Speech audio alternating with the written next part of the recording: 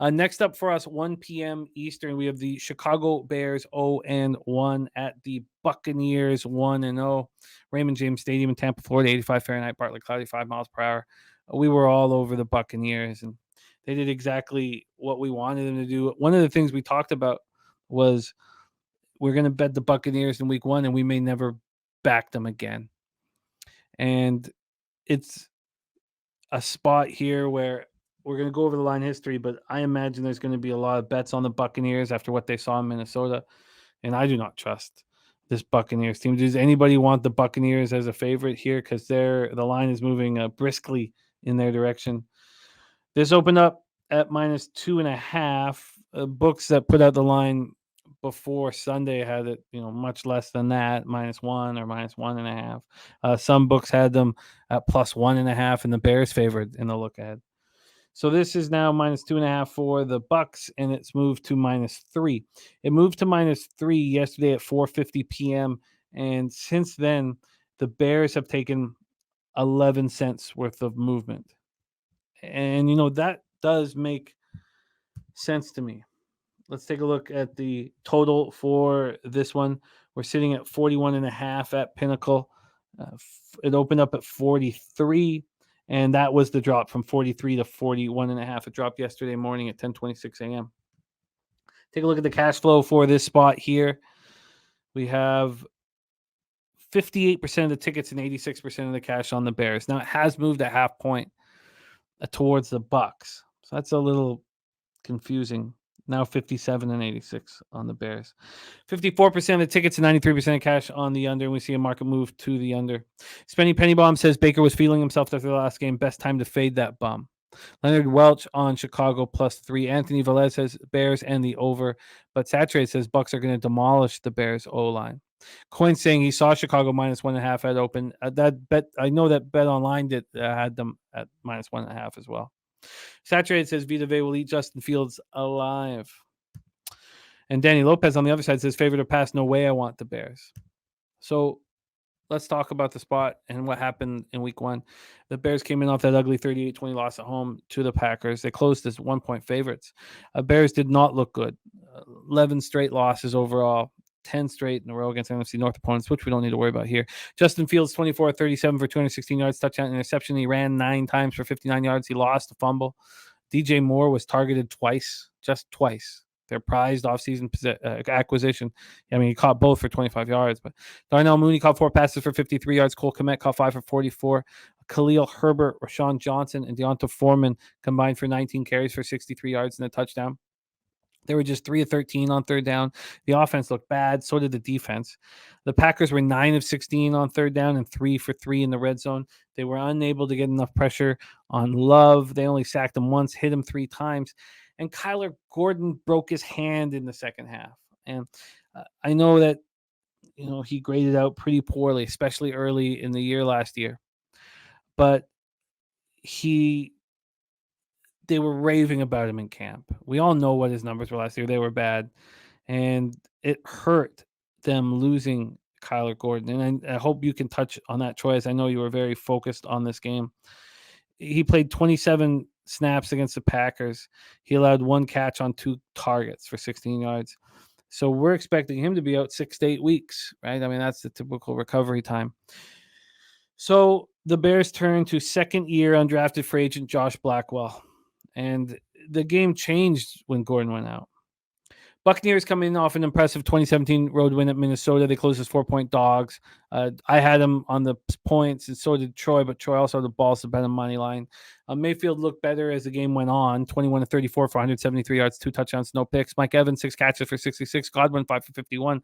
And the rushing attack was exactly what we thought they were going to be. Absolutely horrible. Rachaad White, 17 carries for 39 yards.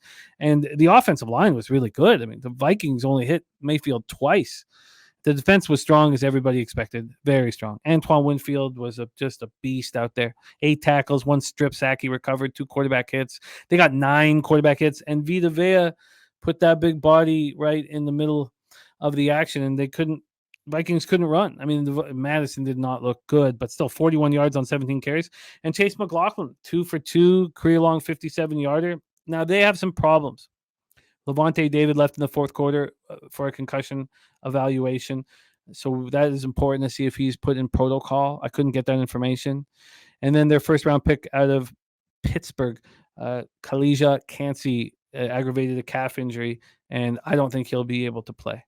Take it away for us here, Troy. The Bears at the Bucs.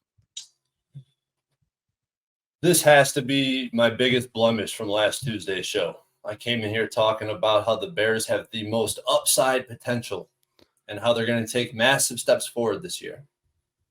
That was completely wrong if you base it all on week one. I'm trying not to have a major overreaction, but after watching that game, it's hard not to. The play calling out of the gate, Getsy, terrible. I mean, just some of the decisions he made. Third and short early in the game, they direct snap it to Cole Kmet, which was, I mean, we've never seen anything like that out of the Bears. And a fourth down quarterback sneak that didn't even really come close, in my opinion. The worst thing about all the Bears metrics that I looked at offensively was that their average target depth was 3.1 yards, the lowest in the NFL. And it's hard for me sitting here outside of the meeting room to tell you if it was more on Getsy or more on Justin Fields. Is Justin Fields not looking to drive the ball downfield, or is he not able to progress up to his secondary reads, or is the reads not there? Is Getsy kind of putting him in a box and forcing him into his specific play instead of tailoring his offense to the quarterback, which is what I thought they did last year. Last year, they didn't tailor their offense to the quarterback. My bad. If you don't take it that way, they didn't. But I thought they were tanking. So I don't know what they were doing last year. Now I'm very confused on this Bears team because same old shit, same old Bears. They can't protect the quarterback. Offensive line graded out pretty bad, really bad, excuse me. Defensive line graded out even worse. And there's really nothing good to take away from the Bears week one game, which also makes them a little bit appealing. It was very ugly, and I'm getting close to deboarding that Bears train. But all the values on the Bears at +3 on the road, in my opinion, in this game. But I'm definitely not going to be moving on the Bears. And if you look at the Bucs, I mean, if you look at some advanced metrics, it suggests the Bucs should have lost that game. So maybe I got lucky winning the money line, even though I thought they were the better team that day. If it wasn't for that one pass on the in the red zone before the first half ended, where he threw a pick, maybe the game would have been different. But that was really the turning point in the game where the Bucs kind of took over. But this Bucs team was criminally undervalued in week one. I already touched on that earlier. But now as 3-point home favorites, I just feel like it's a little bit too much. It's a little bit of that overreaction factor that we see in the NFL. And I'm going to do a lot more analysis on this spot because I'm interested in this number. But Baker Mayfield, he showed us why he's still in the NFL. Converted on big downs. He competed at the highest level. This guy's a competitor. Not a great quarterback, but the best competitor you'll find. Bucs run game continued to be putrid. They sucked last year. They sucked once again. And without Levante David on the field, that kind of changes things. The guy's a madman. That guy makes plays. He has the ability to chase Justin Fields around the field and Justin Fields around the field. That sounds weird. But, he has the ability to kind of spy the quarterback and keep him contained to some extent, to as much as you can contain Justin Fields, because he's still a very dangerous runner. This guy's running every damn play. He can't throw the ball downfield. Like I said, I'm very confused. I have to find out more about this Bears team before I move on any number. But I think that the Bears at +3 is a good number. I agree. Was I being overly dramatic with the Kyler Gordon hand breaking? No, you could totally, there's a direct correlation with him getting removed from the game and the way the game went after he was out. 100%. So, and that's we were high on him. All Bears media was high on this defensive backfield. So losing a piece like that is huge. Well, this is a Bears or nothing spot. Absolutely. What is your expectation of? So even the Bucs against the bad defense aren't going to put up many points.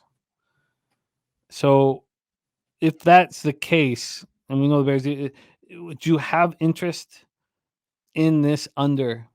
I know that a lot of the value, is gone. Even from the 43 to the 41.5, that's a big. That 43 is pretty nice. The push on a 23-20 final score, but What is your expectation? How many points would you just guess right now that the Bears will score in Tampa on Sunday at 1 p.m. Eastern? I would say a range of between 17 and 24. And then that's too tight on the total at that point, unless it's the very bottom range or the Bears win. Yeah, but at the same time, just looking at this market, and I'm kind of working through it right now, 93% of the money on the under. That line is reacting. Like you said, the value is kind of getting dissipated a little bit, but you don't find that. Line moves towards the under is much stronger correlation than line moves towards the over in the NFL. So I'm going to work through it. I'll have something for you here in a minute, Jim. Well, but if you look at X's and O's, I get it. The under just makes sense with the target depth of 3.1 yards. I mean, if that doesn't change, this game's going to go under. Because even with a weak Bears secondary, Baker Mayfield is not going to be able to expose it like other quarterbacks, regardless of Evans and Godwin.